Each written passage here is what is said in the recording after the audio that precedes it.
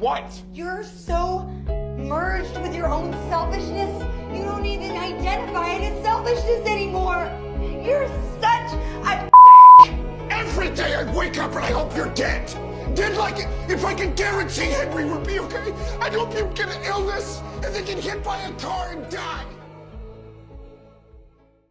The initial harmful behavior I exhibited as a wife was erecting barriers. This pivotal moment marked the start of my profound transformation as a woman. Today, I share with you the fundamental insights I gained about myself, paving the way for a new journey of personal growth and change, not just for me but also for my marriage and my husband. Recognizing the impact of these barriers, their harmful nature towards both my husband and myself, became my starting point.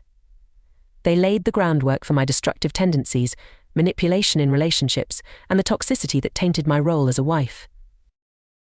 These barriers, the shields we as women put up, breed selfishness. Exploring these barriers will reveal why they are so detrimental. Every woman, including myself, acknowledges the presence of these barriers, protecting our hearts from potential harm.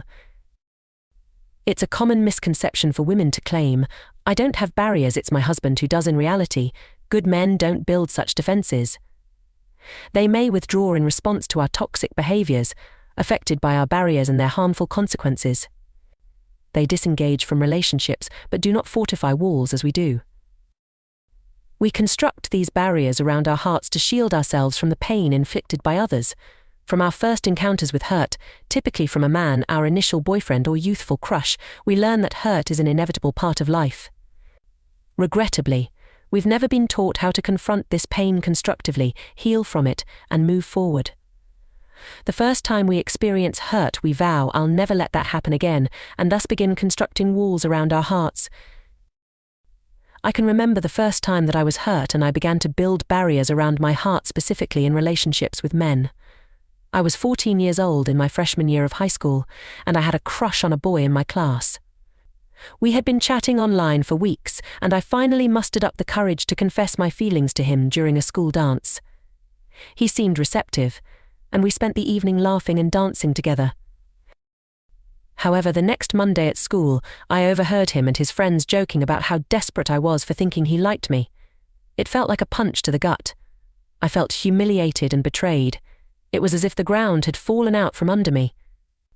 I couldn't face him or anyone else in the class for weeks after that. The trust I had placed in him shattered in an instant. From then on, I became cautious and guarded in my interactions with boys.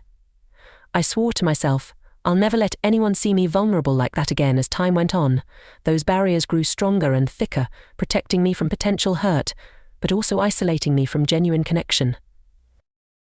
This moment was pivotal in shaping my approach to relationships, and it took me years to realize how those barriers affected not only my romantic relationships, but also my ability to trust and connect with others in meaningful ways. As life continued to inflict its share of wounds, these barriers grew thicker, higher, like impenetrable fortresses fortified with barbed wire. By the time many women, myself included, meet their future husbands and marry, these defenses are firmly in place, ostensibly to protect against further harm. These barriers are not just protective shields, they are toxic and selfish. They center solely on our own well-being and the potential pain we might endure, often disregarding their impact on our husbands. Intentionally hurtful, they serve to repel others, keeping them at a distance. Men often sense their wives' emotional withdrawal, the coldness, the shutdown, even when we claim, "Everything's fine." I too wore this facade of contentment, masking the coldness within. My husband knew he couldn't reach my heart, I wouldn't allow it. It was a deliberate choice born of fear, a fear of feeling any more pain or hurt. This self-preservation comes at a cost, a profound lack of empathy for our husbands' emotions and struggles. Unable to confront their pain, we inadvertently invalidate their feelings, creating a chasm in our relationships.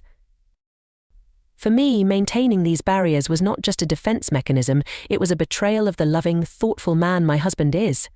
His only desire is for my happiness, yet my barriers prevented him from fully connecting with me, driven by an unfounded fear of being hurt. Reflecting on this now, I realize how these barriers fueled my selfishness and toxicity within my marriage. They kept me focused solely on protecting myself, oblivious to the damage they caused to our relationship.